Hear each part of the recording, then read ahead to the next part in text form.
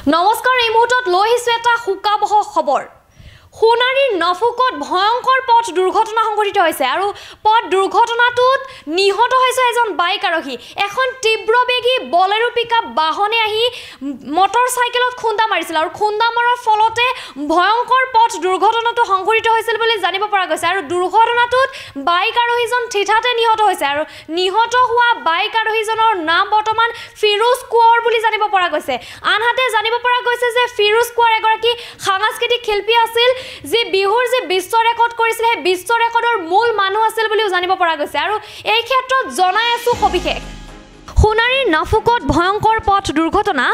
বাইকত খুন্দা তীব্ৰবেগী বলেৰো পিকআপ ভ্যানৰ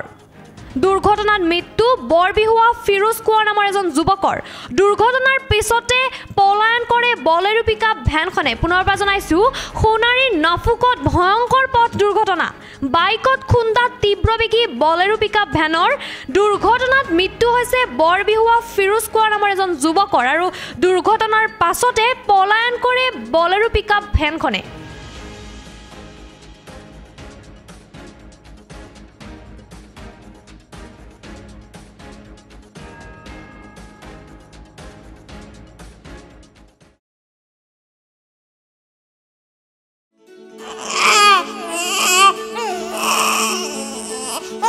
অভিনন্দন আপোনাৰ এজনী ছোৱালী জন্ম হৈছে